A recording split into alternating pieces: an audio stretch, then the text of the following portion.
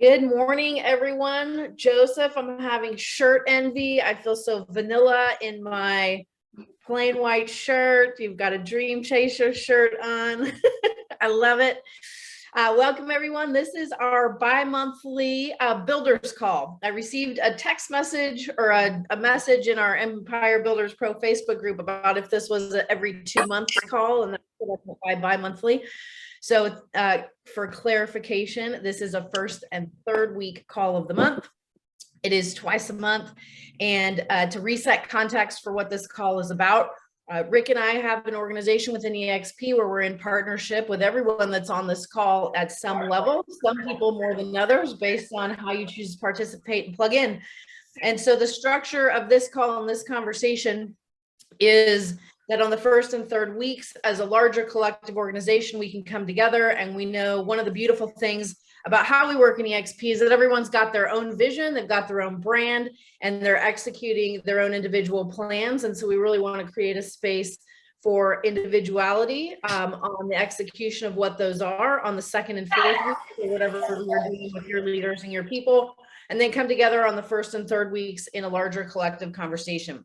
And so here we are, and you'll find us here consistently on the first and third week. So I want to welcome everyone to today's call. Super excited for this call. I see that we have more and more people that are jumping on, and I made a couple of calls and say, hey, we're going to have a potentially charged conversation that's going to be very engaging today. It's time to disrupt the apple cart and really look at things. And in the past, we've gotten feedback, man, I was on those calls and then I got some skills and my organization started growing. I didn't need that call anymore. And I would say that the opposite is actually probably more relevant, in that the more that we grow, the more important it is to stay plugged in with people that are different places in the journey that we've already come through, and to be in a larger conversation of people that are ahead of where we're at in the journey and where we're heading. And what happens when you do that is that everyone grows further, faster as a result of being together. Now, potentially there is anytime you get people together, I don't like the way they do business, or they're not my cup of tea, or, we used to work really closely together and then XYZ happened and now we don't work so closely together anymore. And what you find in looking at creating a long-term sustainable organization like the ones that you're all a part of and the ones that you're building is that there's some foundational principles that will be eternal, that will always be at play. And then there is the execution of those principles, right? And so when someone executes them in one way and another person executes them in another, we, in our own personal values and assessments, we can begin to judge or have perspectives that maybe are not going to serve a larger collective conversation. And my experience is there's very few people in the world that at their heart are not good people. And for the most part, everyone is coming from a really great place and doing the best they know how. That's the bottom line, right? So I have leaders in our organization that implemented strategies when they were first growing, from 0 to 200. And some of those strategies, when you get to, 900 plus, don't work, and they actually work in reverse. And so what can seem good in the short term and the long term really doesn't grow a sustainable organization. So we wanted to bring a conversation to everyone to have a part of today. Doesn't matter the size of your organization or how long you've been with EXP. The conversation is going to be based off the foundation, the principles of what it takes to build an organization. And then really the more engagement we have on this topic as we go through, I definitely want to hear, and my objective for each of us would be to listen from a place of curiosity. And why does that person have that perspective? What has shaped that perspective? And there's no perspectives that are wrong. We might agree with some and not agree with others because of our own personal experience. However, there's no perspectives that are wrong. And when we start to really be in this larger conversation of realizing, wow, everybody that's on the call today, while there's 25 people that are plugged in right now. If you have an organization of hundreds or thousands, these voices are going to be representative of different people in your organization and a larger collective voice, which is why we really want to hear from each and every one of you. Okay, any questions, comments, feedback, burning desire to share anything before we jump into the conversation today? If so, take yourself off mute and go. All right, we're going to jump in. All right, so many of you have either been in a conversation or heard this conversation around the foundation of building an organization within EXP. And so I'm going to reference a visual just to have that visual to have in play as we go through the conversation today, and something to bring us back to as a reference point. And so as I jump in and I share my screen, we're going to go through these one by one in the life cycle. So for the person that's brand new, the first thing that there is to do is creating your own personal story. And then I want to jump into this piece of the conversation and why it's so relevant. So for some of you that are more seasoned or that are clear on your stories, or that heavily have focused on this part, again, not the company story, the personal story, and how this creates connection for you with people, I'd love to hear from you, and take yourself off mute, and how this particular piece, when executed, has been important along your journey. So the creation of the story. Go ahead, Leo. Yeah, good morning, everybody. So the story is, I think it's the way to connect everybody to the vision, right? It's nobody's going to join EXP because of the logical, and even though a lot of people try to make logical decisions, human nature is, they got to get connected emotionally, right? So the story in your story is, I think, that the base and the foundation of everything. And I found it to be extremely helpful as I've been building to just share that story, because again, they get to see their life and they get to see their vision, and they say, all right, you know what, I kind of connect and relate. So I think that if you don't have a personal story, you're kind of you're navigating with kind of flat tires in a way, right? Like you gotta get the vehicle off fully in integrity. And I think that it starts off with that foundational story, because that's going to get somebody connected, not from the mind, but from the heart perspective. That's really what we want to connect people with. And then that way they can see their life, and then how they can benefit by being in partnership with you, and then create an exciting future for themselves as well. Cool, thank you. Joseph, are you okay if I pick on you for a second? Absolutely. All right, so I remember being on a conversation with you early on, while you still had your full-time career outside of real estate, and you had your full-time career in real estate. And can you talk a little bit about how you put your story together, and what you communicated and started to communicate, and how that shifted what you were creating as you moved forward? Yeah, absolutely. So in the beginning, I really had no idea what I was doing, because I was still relatively new to real estate. And so I felt like I didn't have a real estate story. I was of thought in mind that I had to have this, illustrious real estate career in order to recruit and attract agents. But what Casey helped me realize when I was developing my story was that I have my own authentic piece, my own authentic story that could connect with people. And so I was able to correlate, my history of a different work experience, right, and connections into my story that brought together just something that was meaningful. And I lead with that all the time now. I almost hardly speak about EXP in the beginning. I try to connect with people based on my individuality and how my journey led me into real estate, and it connects, it works. So yeah, it's been helpful. Okay. And then as far as the piece of your story, when you talk about where you're going, how are you articulating that right now? in terms of like vision. Mhm. Yeah, so that actually flows pretty easy for me because now that I'm in it, right, and I'm seeing the fruit of my labor, I'm able to kind of forecast, and more importantly, what I do in my conversations is I take the conversation about opportunity, and then I intertwine that with the person that I'm speaking to, right? So I kind of give them a, you're hearing now, but this is what it looks like in the future. And you know, my example of some contribution and success, you have a bigger and better opportunity at it current day in the present moment than I had. And here's a footprint and a platform for you to be able to accelerate that much faster than maybe I did.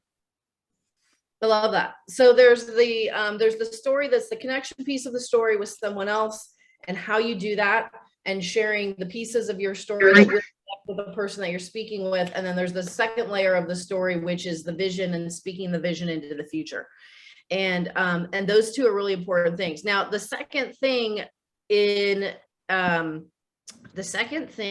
that we are going to jump into is a very interesting thing. And here's where it's going to start to get a little bit controversial.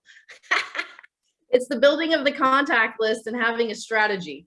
So as we look at step number 2, which is that contact list, and having a strategy, 5.5 years ago, when we first came to EXP, people were running around going, hey, would you do me a favor? Give me your opinion on this, because nobody had heard of it.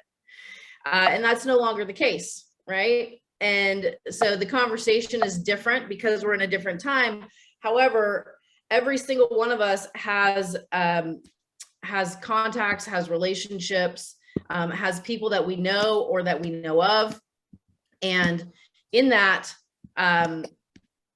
those are where those relationships sit.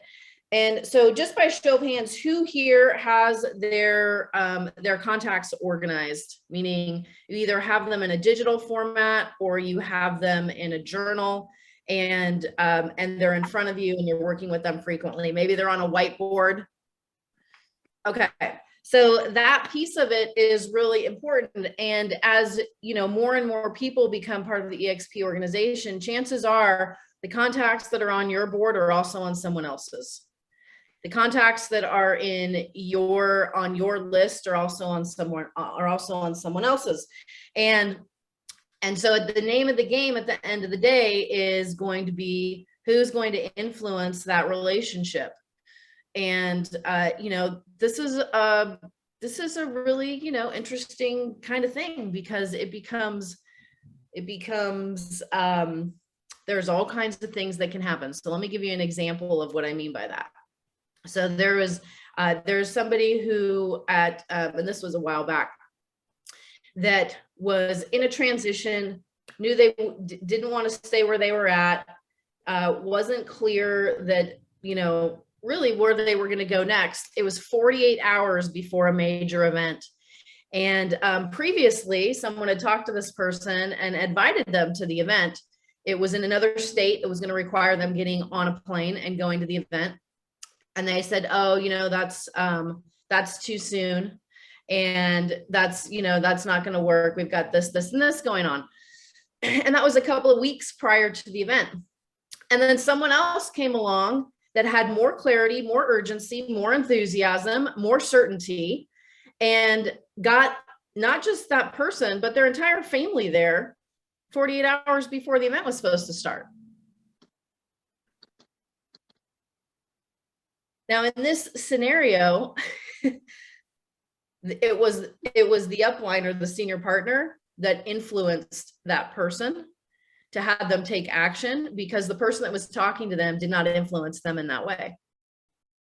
Except for what happens when it is not the senior partner, or what if it's someone that's not in the organization at all that comes along and has that conversation, and 48 hours before an event decides to go to an event that you maybe invited them to 2 weeks before. So in this scenario, I'm sure there's a bunch of different perspectives. However, I want to open it up for thought processes of what that might be like, and in a context of being solution oriented, more importantly, what there is to learn.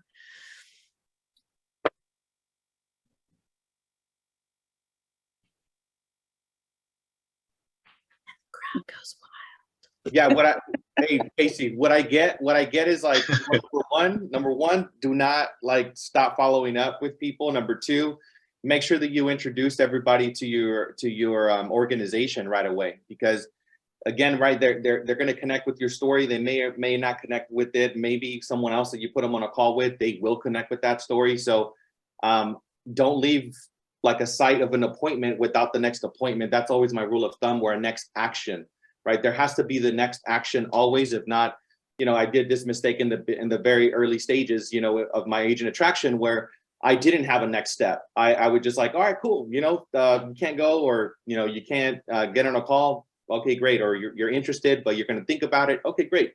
And I kind of just left it at that. But I've gotten really good at always creating the next step. So I guess if you guys want to take away from something, do not leave the site of a conversation without the next step, whether that be an event, whether that be another conversation, whether that be anything, but there has to be a next step. Yeah, I got one thing too, guys. I think that the way that I see this is kind of like when you're building a relationship with your wife and your husband, like you don't just go full all in the first date. You just want to smooth things in, get to know the person, do your homework, follow up, get to know about the organization. And then little by little, you start giving them more, allowing them to trust you, build that relationship. And like you said, that's where the follow-up comes in, not just expecting to, you can't give a human being a bunch of information for them to process in one date and expect them to be fully committed. So just those relationships, those meetings, and follow through. It's just kind of like running a business. Supervision is what's going to, when you stay persistent and you lead by example and you show results, people are going to follow through. So that's just the way I see it.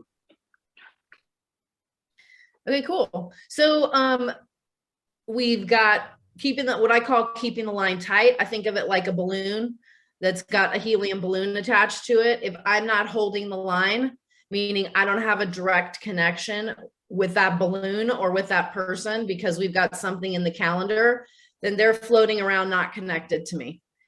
And when the line's not tight and they're floating around, they are floating around in a sea of a bunch of other people that when I adjust my mindset to expect that somebody else is going to be speaking to them.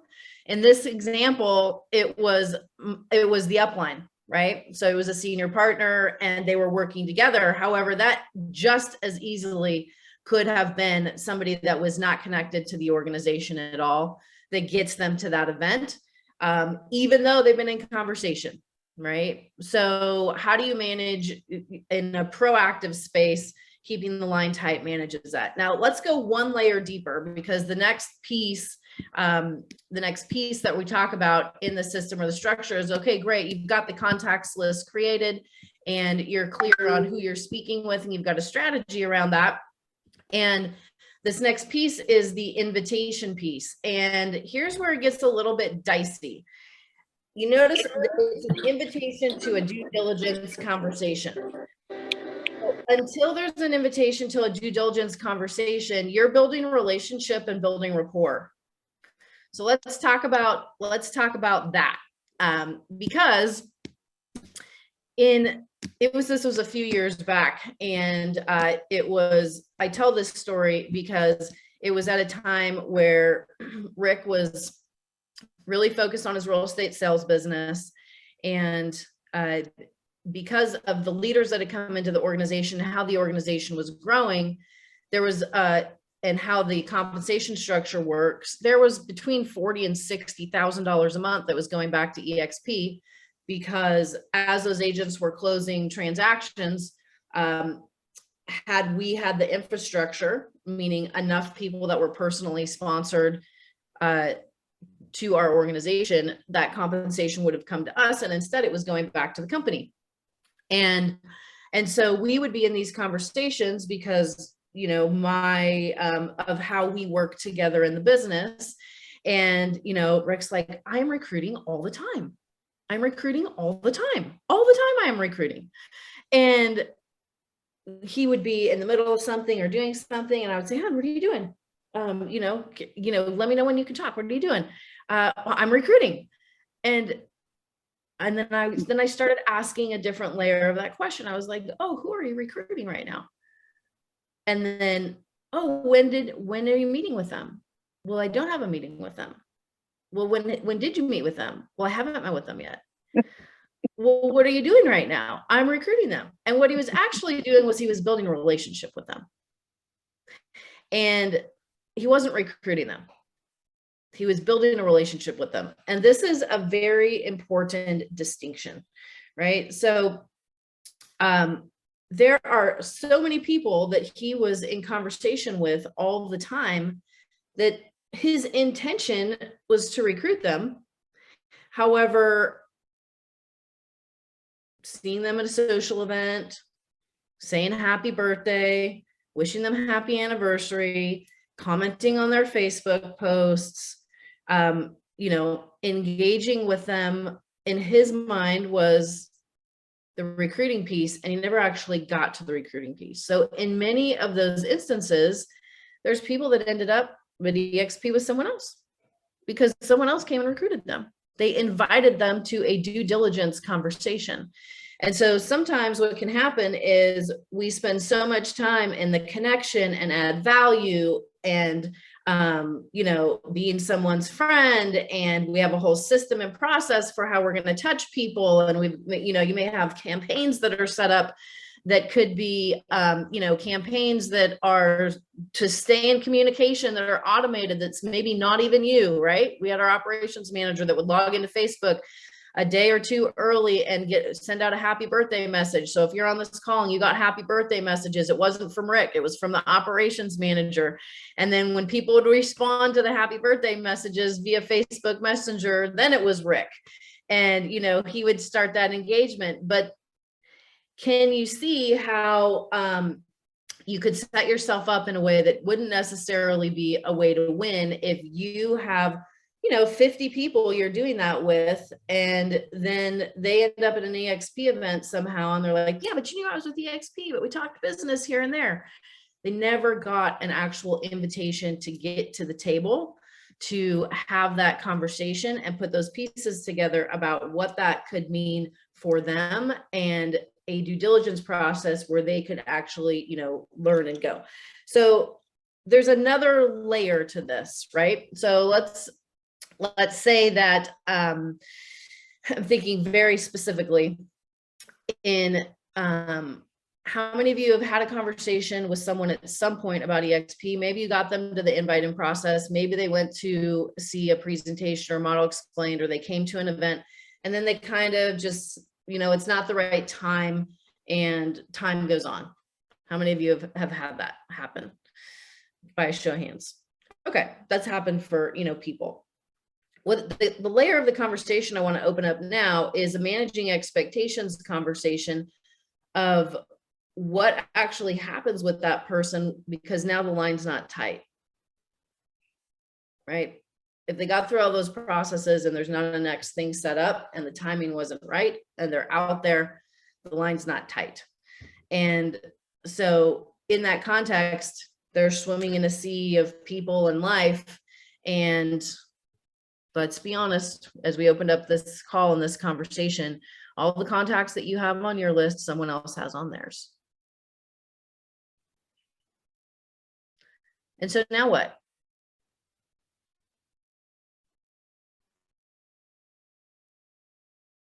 What happens if you haven't talked to that person in a year and somebody that's in your upline now does? And there's no connection, there's been nothing with that person. For whatever reason, you moved on to other people or focusing in other areas. And now I remember this happening in the beginning of the very beginning, before most of you that are on this call were even with the organization, right?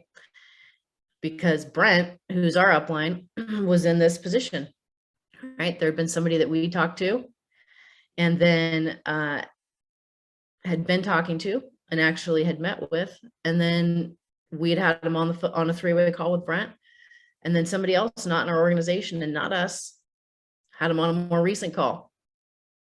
And then we saw him at an event, and he wasn't at the event with us.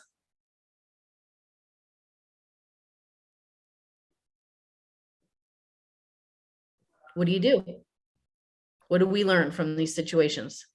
I think at that point, you would just have to humble yourself and talk to that individual and just ask, like, you know, like, what was it about them that got you to come to the event, and what can I improve in order to fix the problem? Because obviously, I mean, at the end of the day, the mission was to get the same result, but you picked somebody else. So I guess you could just use that as a learning experience and find out where you went wrong and what they did right in order for you, and welcome them in. Because at the end of the day, it's one team, one fight. Be like, hey, I'm proud of you for coming into the EXP, but just for my own personal development, what was it about them? What did they give you that made you come to the event, and what can I fix on my side? That's how I would approach that situation.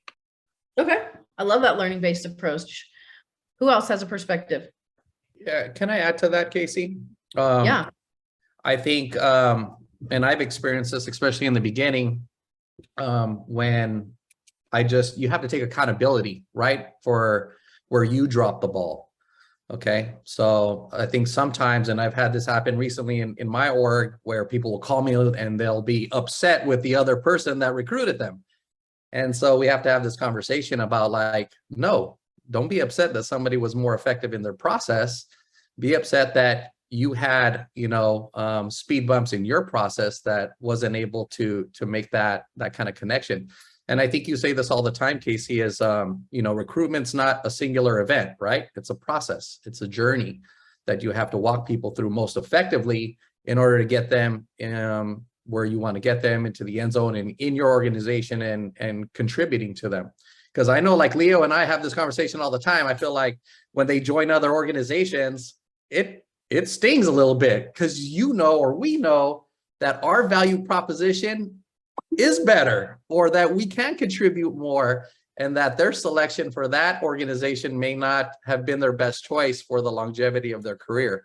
So I'd encourage all of you guys, just take accountability, refine your process, and learn from these kind of collaborative conversations. Love that. Eric. What's going on, guys? New to the group. Thank you, Leo, for inviting me in. I've been with KW for the last 3 years, so I've been kind of bred to recruit. And I think what's most important for all recruiting is we have to keep in mind that we're all salespeople, and follow-up is everything. And I think sometimes when you're taking a look at your list and you see some people actually not on that list anymore because they've joined the organization that you're with, is because somebody else follow-up was a lot better than yours. And we also have to understand that with recruiting, the day that they get into a verbal argument with their broker, or the day that they have a really bad day at the brokerage, the day that they have, a fight with another fellow agent at the brokerage, are the perfect days to follow up. And if we're not following up, then somebody else is. And when those agents have those weak points, those bad days, it's the perfect time to call. And when you catch them at that right moment, it's literally 99% yes. Because they're like, okay, I'm willing to listen. What you got? And that's when you do your spiel. Hey, let's meet up for coffee. Let's talk. Love that. I got something. I got one more. Yeah. I was just going to say, from these experiences, because it's definitely happened, especially in the early stages, I would say is that, feel the pain. It's okay, right? Feel it, right? Feel it, and allow that to make you better instead of bitter, right? You got to really feel it and allow that to make you better instead of bitter. And every single time that something like this has happened to me, it's gotten me hungrier. So get hungrier and get more. Brent says this all the time. Get desperate. Get desperate. You're not desperate enough. You're not asking with enough urgency. So we got to get extremely great at creating urgency as well. I think that's another huge nugget as you're moving people along the funnel. Yeah, complacency is really easy, right? If you think about the fact that most people don't like change, when you look at different behavioral styles, right, there's a very small segment of the population that likes change. And because it's the excitement of change, it's the opportunity that comes with change. And a single digit percentage of the people that are on this call are wired like that. The rest of the people on this call are like, ooh, change. I know that, maybe the evil that I know is better than the evil that I don't know. Or, there's all these things around why people don't like change, or what it's going to actually take for someone to make a change, right? In the example that I started this call off with, and then we're going to go to probably the most controversial conversation yet on this call, and it's going to be in the form of a question. So for those of you that have experience, I want to hear from you. And I also want to hear from newer people as well, as we bring up that question. So before that, though, I'm going to go back to the original example at the beginning of the call of, the person that had been in communication, been on three-way calls. It's 2 weeks before the event. They're not coming to the event. And then they're put on a three-way call with someone else that's a senior partner in the upline. That person has urgency, certainty, clarity. Like, I don't care what you have going on, rearrange your schedule. This is your life. This is your future. Like, you don't know what you don't know. And they were willing to go there with them, to be that clear and that certain and that postured, right? I call that being an ambassador for someone else's dreams, when they don't know what they don't know and you know what they don't know. And it's a matter of getting them there to have an experience. Like, will you possibly, risk your ego of being too assertive or too pushy or too much to take a stand for that person and go, no, based on what you've told me about everything about where you're at, like, I don't understand what could be more important than rearranging your schedule. Yeah, it's 48 hours from now. Get on a plane, bring your family, get there, right? And that person did, because the person that was inviting that person to go with clarity, with posture, with urgency, with certainty, wasn't doing it from a selfish place. It wasn't about come to the event because I get something if you go to the event. It was truly from a place of service, which was, hey, this is your life and this is your future. Get to that event. And what's it going to take to do that? And instead of, oh, it's not convenient, or I have other things planned, or you know what, for any solution, there's an infinite number of solutions for any challenge in any situation. It's just a matter of people are looking for solutions or not, because more people will focus on the challenges of why not than go find a solution about why. And so when we come into a conversation like that, and we are the vehicle that we're in a position because we have face time with someone to influence what they're going to do or not do based on how we show up in a conversation with that person. That is what we're doing every day when we're having conversations with people. So if we're casual, they're going to be casual. If we treat it with urgency and certainty and clarity, not from a pushing and force place, but a very grounded place where you stand in your own energy and you're influencing someone else's energy, that feels a lot different. It's like, oh, wow, I might be missing out on something based on how certain and how clear that person is bringing their energy to that conversation. So if we go back to the beginning example that I shared about this person that got on a plane with their family 48 hours before the event, that previously 2 weeks before was too busy and it was too soon and they weren't going to work it out and make it happen. And then they did. They caught the vision.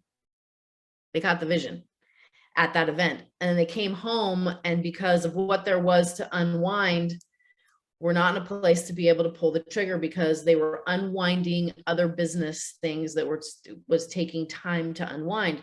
So the line was tight and the line was tight and the line was tight. And ultimately what happened with that person is that they had a letter of intent, which, gives them a 6-month placeholder when they come into the company. If they are not able to physically move, right? Those letters of intent can be used for that. And what it does is it allows them to use their influence to talk to other people and start to build an organization and a group during that time, until which time they do come over. Well, what happened in this person's instance is that they saw people at the event that they'd never seen before. They started following some of them on Facebook and social media and Instagram. And because those messages were so consistent and so clear and so well branded, those communications going out, at the end of that 6 months, that person did not stay in the organization that was ours. They went to another organization because of how someone else had branded and positioned themselves on social media. And they said, oh, I think I resonate more there, right? Challenging when you've made the investment, challenging when you're investing in the person, challenging, like that entire thing is challenging. There's challenging things that come up. Now that person never grew, they never built, they left EXP and are, in a management position somewhere else with another brand and another company. And that's the life cycle of what happened with that person. And so as we bring these conversations up, if you are here for any length of time, there's going to be situations that come up. And why are we talking about these? You might be like, man, well, this is a builder's call, and so often we're focused on tips and, conversations and how you open the conversation and how you move people to the next thing. And the energy, it's, a lot more up energy. However, these are important conversations to have because these are things that happen. These are things that happen that will take some people out of the game. And I got an email from Tony, the Tony Robbins organization. It was called Quiet Quitting. How many of you got that email and saw that or have heard of silent quitting or quiet quitting? And it was this concept or this idea that we show up and we do the work. However, internally, we've resigned ourselves somewhere. We're not going all out like we know we can. We're holding back, or we're reserved, or this happened and it was hurtful, or that didn't go the way that I thought it was going to go. And you see this a lot in paid positions where people are employed to do a certain job and they're not giving 100% of themselves to that role for whatever reason, because inside they've quietly quit or resigned already. And so they're performing the functions in the absence of connection or really standing and thriving in that position or that role. And that can happen in building an organization as well. Here's an instance where it could happen. Let's say that I do a 3-way call for someone on my 5th level and 6-9 months goes by and that person circles back around and reaches out to me directly and says, I don't really respect or want to be in business with the person that introduced me to you. However, I really want to be part of EXP and what you guys are building. And I want to join EXP and name you as my sponsor. Now what? As we've been on this call, Casey, I have reached out to a couple of people that I may have, dropped the ball with. So let's see. I love that. So what happens though? What happens, like we're in situations. So what happens? How would you handle that situation? Somebody that previously came to you in conversation that has come to you from somewhere else in your organization, they never end up joining EXP. 6 months, 9 months, a year goes by, you end up in an event with them, you reconnect with them, foster a relationship with them. There's no connection. What happens? Let's talk about this. Like, what are the different sides and perspectives and experiences that could be going on? Casey, this is Cindy. Hi. Hi. This is a really hard call for me to be on because, as you know, I just had an experience like this. And, everything you were saying is what should have happened and didn't. And so I guess my question would be, how do you handle that as a leader when things didn't go the way that, all the company says they should go? So that is my question, because I've really been struggling with the way, Yeah. So without going into any of the details of that situation, there are hard situations that come up whenever you involve people. And this is where it comes back to the very first point that we started with today, which is your story and your vision. And one person is never going to make or break that.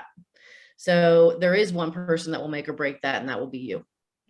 And how you decide based on your vision to play and to show up over an extended period of time.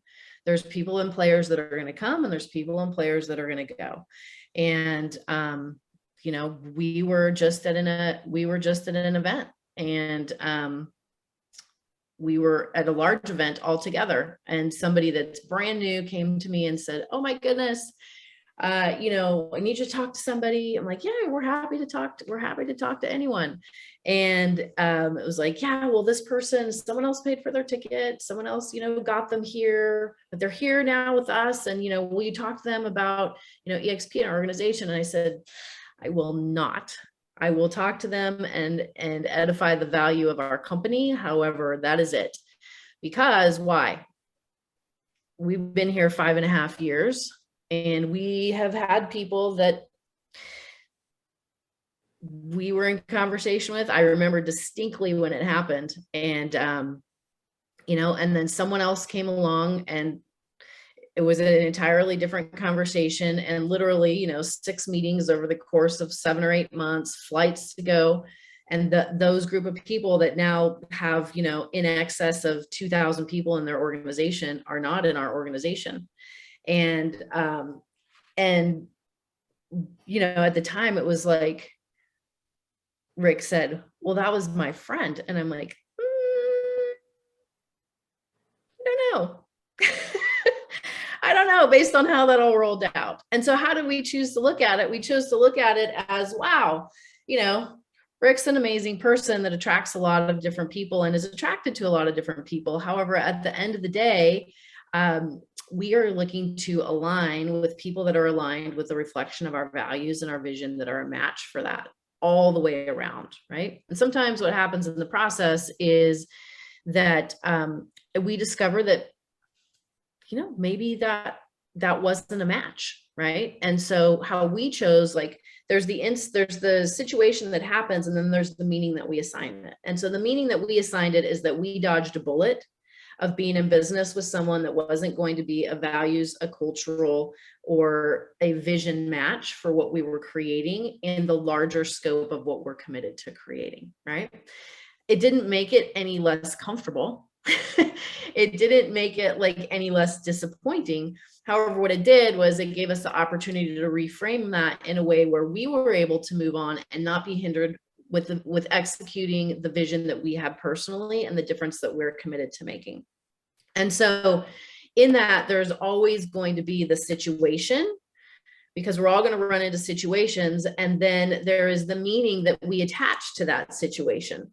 And there's been multiple things that I won't talk about on this call that over the years, like, whenever the larger the vision that you have, the bigger the challenges, the obstacles, and the disappointments are that you are going to encounter and run across.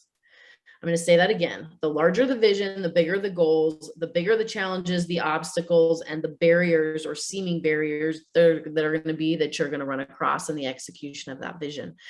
And the reason why that is because people that have small goals and a small vision will have small obstacles, and they'll stop at those obstacles because they're like, "Oh, you know, I don't know, I'm just going to go focus on my sales business," right?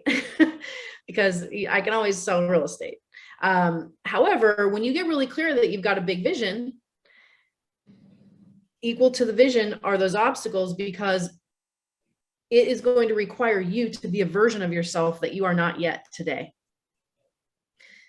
So when Rick and I look at the vision that we have for the next 3 to 5 years, in order to bring that to reality, we're not going to be able to do that with the version of ourselves that we are today, which means that we are inviting a whole host of challenges, of obstacles, of things that we don't know how to yet navigate because we've never navigated them before, into that next layer of growth. And as we learn how to do that, as we go through those experiences and create a meaning and a story and a significance that serves us to move forward as part of our larger vision, we will become those people. We will become those people that execute that vision. And that is the name of the game here, right? The personal development piece of building and growing an organization, particularly if you want to grow and build a large organization, is where the work is. It's the hardest work to do, right? So I want to come back to the question that kind of everything went flat. And that is, you know, what if you're on the phone with someone, you know, and 6, 9, 12 months later, a year later, You've been on the phone for someone that, you know, was a support call to someone in your organization. They circle back around in the pond somehow and are now with you at an event. Oh, I met you. I really liked you. Wasn't a fit, wasn't a match at that time. It is, however, the person that I met you with, that's not somebody that I really want to, you know, be in business with. So what happens when someone that's come to you through someone else in your organization at some later point down the road, when the line's not tight, wants to come back and get sponsored in EXP? What do you do? I mean, I think by that point, man, our job is to build leaders and to duplicate what we got going on. So just building those different teams and being like, hey, that's not a problem. I mean, we can still work together, and I can set you up with a different team of a better fit for you, and then introduce them into that environment. So that's how I would approach the situation. Like, there's different teams and different dynamics, but at the end of the day, we all work under the same umbrella. And if you do not like working with a certain individual, I can plug you in with a certain, a different team in a different environment, and see how they like that proposition. Okay. Like plugging them in, so instead of sponsoring them personally, plugging them in somewhere else in your organization, to somewhere that you feel might be a better match. So that is, so for every decision, and the reason why I'm bringing this up is every decision has a benefit, every decision has a drawback, right? Every decision has a benefit, every decision has a drawback. So in that scenario, if you go, okay, well, that might feel uncomfortable for me to sponsor them personally, because they came through somewhere else in my organization, but they're not a match there, and who in my organization might be a match that I could connect them with. It keeps that separation where you haven't sponsored them personally, so it doesn't look like you're going in competition with somebody that is, you know, somebody else that's part of your organization. However, if you help sponsor them somewhere else, then the drawback of that is the person that originally brought them to you, right? Going, hey man, we met with that person, you know, a year ago, 9 months ago, and now you help sponsor them over here. Why would you do that, right? So I'm not saying one's right or wrong. I'm saying for every decision, there's a benefit and there's a drawback. And this is why I want to like bring the conversation up to just really get looking at these things from different perspectives. Because if it hasn't happened, it will happen over time, because of, you get organizations with hundreds and thousands of people, it's inevitable. And so Okay, you have to make proactively. Yeah, go ahead, Will. How would you It happened. handle that? So it happened. It happened. So I had I recruited. Two agents came from the same brokerage. One came before the other. The first one came, and then he spoke to another agent, and they kind of said, hey, I'm going to come to EXP with you. Well, a few days later, another agent from the same brokerage joined under me. And that agent that was that had committed to the other agent, he reached out. He's like, I'm having trouble because, you know, this guy, I said I would come with this guy, but this guy's coming now, and I really want to join with him. What do I do? And I said, well, quite frankly, I can't. You have to figure out, this is like being in business with someone. If you had to be in business with one of these people, or if you, if it was an emergency, you need to reach out to one of these people to help you get a job done, who would you reach out to? I said, you don't need to tell me, but I'll see when you join. And that was that. So he went the other direction. But what that did was that created scorn and competition for this other agent who he had committed to originally, right?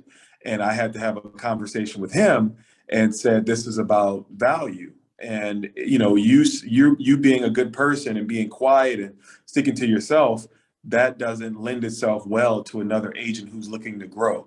They saw more value in this other person.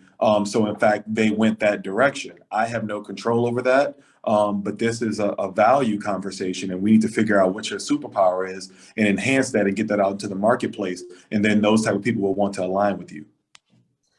I love that. So in the scenario that you're bringing up, someone was ready to come and committed to come, and no one knew their sponsor was going to be until someone else that they knew came first. So again, talking urgency. What happens with urgency? Urgency is influence, right? Urgency is energy and motion, and people have influence. So there is important things that happen with urgency. And that energetically sets tone. We say the pace of the leader will be the pace of the team or the organization, right? So we create our own urgency that trickles down. It's a very real thing. Now you're in a position of, oh, wow, someone's coming to me and they're both in my organization and going, well, who do I join under? And imagine recommending one over the other, what that could do. So you didn't make that choice, right?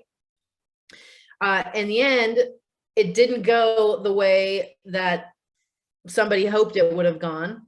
And so you, as a leader, jump in and are coaching and are supporting that person to go, okay, what can we learn from this? And moving forward, what are we going to do different, right? So keeping that engagement. And so, you know, that was a way to navigate that situation. So I'm going to come back to the question again.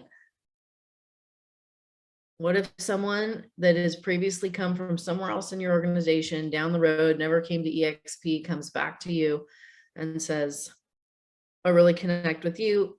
I've built and developed a relationship with you, and I want to join EXP and I want to work together with you. And I don't want to be sponsored under anyone else. I want to be sponsored with you. So the situation that you're in now is that person, you refuse to sponsor them and they don't come to EXP. That's one option. Option number two is you sponsor them. However, what are the implications in doing that, right? To other people in your organization, and how do you navigate that? How do you manage it? Leo. Yeah, basically, I mean, this has definitely happened. I think that number one, I'm going to go to bat for the person, right? If I have like somebody, and this is just the way I do it, right? If I have somebody that's introduced me to somebody, I'm going to go to bat for that person and re-edify them. And then also let them know, hey, by the way, I'm still going to be your support, right? I'm still have your back, right? So that's something that I would say from my perspective, like, look, regardless of if, you know, like I would have not known you had it not been this person. So what I want to do is, you know, make sure that I reward, you know, great behavior, and they actually did something, and I would do the same thing for you. If you introduce me to someone, I wouldn't, you know, just sponsor the person right away. So I would have that conversation in that way, try to see if that could change the direction. And then the most important thing is I think getting in communication with the person that introduced and letting them know, hey, this is what's happening, and I just wanted to make you aware. And this is an opportunity for you to go back and re-engage and build a relationship, but prepare them not to be like, hey, what's up? Like, you know, you're trying to cut me out. Like, it has to be a very emotional, non-emotional conversation, and just like, hey, I'm reaching out, re-invite them to coffee, not even bringing up the conversation, but that's what I would encourage the person to do. Just re-engage with them and see if you can rekindle the relationship, because there might be something there after my re-edification of the conversation. That's how I would handle it. I love that. And in a perfect world, that's amazing. You know, it's integrous, it's upfront, it's direct. And so what if the person that's not with the EXP still comes back to you, Leo, and says, that's great, I like them. However, that's not somebody that necessarily that I want to align with in business, but I want to align in business with you, Leo. Yeah, that's the tough one, I guess. I will probably tell the person that introduced me, and I'm like, hey, I'm gonna get you, I'm gonna help you with another person or something, because I think that if we don't get them aboard, they're gonna go with someone else in the organization anyways, right? So yeah. I think at that point, if I had the conversation, I re-engaged them, and then they still circled back, I don't know. I think I would sponsor them if they're really persistent. But again, it is difficult. It is a very difficult conversation. Yeah, Joseph, were you going to say something? Yeah, I've actually had that. I've had that happen a couple times where people they jump the legs, right? They try to go to me directly. I'll tell you how I handled it. Good, bad, or indifferent is, I think it's a lot of it has to do with communication, especially when people are first getting into EXP. They think that if they align with maybe the strongest leader, or that they're going to have a better probability of success. So the conversation that I had was simply put that, like, look, we have to re-engage that conversation out of respect, because like what Leo said, this is how I would treat you in the future, right? So you're setting tone. Now, when I reintroduce that conversation, It came from a place of letting that new recruit know, like, look, you don't necessarily need to cut the legs off of other leaders, because you still get me, you still get Leo, you still get Rosie, you still get Casey and Rick and everybody else that's going to be here to support you, because everybody's here to pour into you. So there's not a necessity to, you know, to skip over individuals in order to build something phenomenal here. And this is the kind of integrity that we're going to build that's going to be long lasting for you and your business. And it worked, right? It was just a matter of informing and educating them. Ultimately, they joined with that person. They didn't come back and say, hey, Joe, I need to still join under you. But if they did, this is how I think I would handle it. So I would say, you know what? Okay, you want to make that decision to join with me directly. I know that you're a better fit in this part of the organization, but we still have to have a conversation with that individual out of respect. And I want them to hear it from you directly. So then that way we all move forward positively. I think that's fair. Yeah. Yep. That's I huge. love that. So the commonality in all of this is proactive communication. It's not a matter of if there's going to be breakdowns or if there's going to be challenges. It's when they're going to be, and how do we be proactive and be ahead of those conversations potentially. And I think, extending some grace, recognizing everyone's doing the best they know how to do, and really come from that place and look at people in that way, even the person that's not yet with the EXP. A little over a year ago, we were at an event, and I met someone, she would have been on our 6th level if she came into the business. She's like, I don't really know the person. They just got me to the event. And she was out shopping sponsors at the event from other, places in the organization, because she was looking for a tribe. And I was like, and then we ended up really connecting, and I had a call with her afterwards. And I just said, I wouldn't sponsor you. And she got really mad. And I said, listen, because of my respect of the leader in my organization, that's, that got you to that event. She's like, yeah, he doesn't know my why. I don't connect with him at all. I would never be in business with him. And so, I'm looking at other organizations. I'm like, okay, look at other organizations. Why did I say that? She's like, well, I don't need to be, judged or patronized for how I'm going to make my business decision. I said, I'm not judging or patronizing you at all. All I'm telling you is, I have a long-term relationship with that leader in my organization. And if I sponsor you personally, it is going to tarnish that relationship, because I met you at an event that leader brought you to. And I will not sponsor you. And if somehow you sponsor yourself to, Rick, because that's who she would sponsor herself to in our organization, we will not work with you. Why? Not everybody would take that kind of a hardcore line. However, what I know is, I know what it takes to build an organization. I know what it takes to grow and scale an organization. And the relationship that I have with the leaders in our organization, and the ability to know I've got their back, they've got my back. And in those situations, like, one person coming into it is not going to make or break it. However, that one person coming into it could break it if I destroy trust and relationships with the leaders that I am aligned with, that I am partnered with. And so, there's so many different things to consider, and, just be in a bigger conversation around. And this is a really advanced conversation, I recognize. So if you're new on the call and you got blown out, they're not all this heavy. However, when it comes back to the foundation of how we all build, it's really knowing your story, why you're here, where you're going. Be a professional, have your contacts, your relationships organized, have a systematic way of communicating with them, keep the line tight. Once you have invited them into a due diligence conversation where they're looking at EXP, and they have an official exposure, which is a presentation. It's not you telling your story about how great it's been. That's not due diligence for them. It is getting and looking at the nuts and bolts of how this model aligns with what it could mean for them and their business and their future. That is a due diligence conversation. And then how many people are you engaging in that process with you as a community, and building that community of people around them, that support that they're connected to, and the ongoing upgrade process that happens. And we talk about this a lot. It's not when someone comes to EXP, it is every time Rick and I go to an event, we're upgrading ourselves. Why do we need to go to events? Well, because we want to grow. And the same version of us is not going to create anything different than what we've already created. So if we want to grow more, create more, it's about us becoming more, and we upgrade ourselves every time we go to an event, which is why we wouldn't dream of missing Dallas, which is why we wouldn't dream of missing EXPCon, which is why we're at the events. We understand that upgrade process over time is that commitment to learning and growing and becoming the people that execute those visions. So we are super grateful to be in business and partnership with each of you. I know this was it was a totally different kind of call from the calls that we've had before.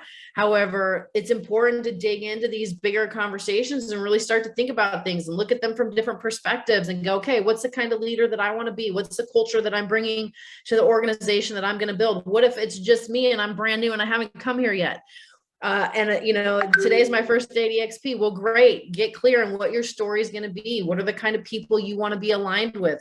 What are the values that you would stake your life on? And who are you going to attract to be partners with you as a result of that? That over a period of years, not months, years, 3, 5, 7, 10 years, as we go and grow and build together, when you look back, you can look back and connect all the dots and go, wow, I'm really glad I made that investment and got myself to that event and that one and that one and that one. And then when these situations came up, this is the decision I made. This is what I chose to learn. This is how I chose to reframe that experience and keep moving forward and growing and flourishing into whatever the individual vision is for you. So we are here to support you every step of the way. Thanks for plugging into the call today. You'll see it posted on the Empire Builders Pro Facebook as well as the YouTube. Appreciate everyone's contribution into the conversation, and we will see you the first week of next month that's when this next call will be happening. We are launching a couple of new things. So for anyone that wants to grow and build a sales team, the first and third week of the month at 11 a.m. that's launched. You'll find it on Empire Builders Pro website under resources. And next month, we're going to be launching Women's Empowerment Wednesdays that will happen the first and third weeks as well. Don't need to be with EXP. It's for any women that want to plug into a community of women to learn and grow together on a bunch of different topics. So keep, for those of you that don't check email, we send an email out on the first of every month that announces all that stuff. And otherwise, you can find it at www.empirebuilders.pro/resources, and that will plug you into the live calendar. Leo, thank you for upgrading us with that. All right, make it a great day, everyone. Good to see all of you.